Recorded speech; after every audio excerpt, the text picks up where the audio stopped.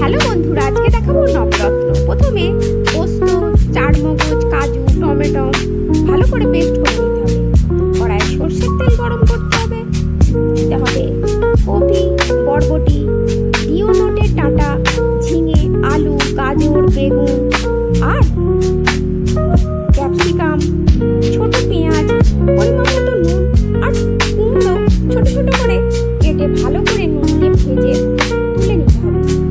ওই তেলের মধ্যে দিতে হবে এলাচ, দারচিনি, তেজপাতা আর শুকনো লঙ্কা ফোড়ন। দেওয়ার পর পোস্ত, চারমগজ, কাজু, টমেটো বাটাটা দিয়ে ভালো করে নাড়াচাড়া করতে হবে। সামান্য পরিমাণ মতো হলুদ গুঁড়ো, লঙ্কা গুঁড়ো দিয়ে সমস্ত ভাজা সবজি দিয়ে দিতে হবে আর পরিমাণ মতো জল দিয়ে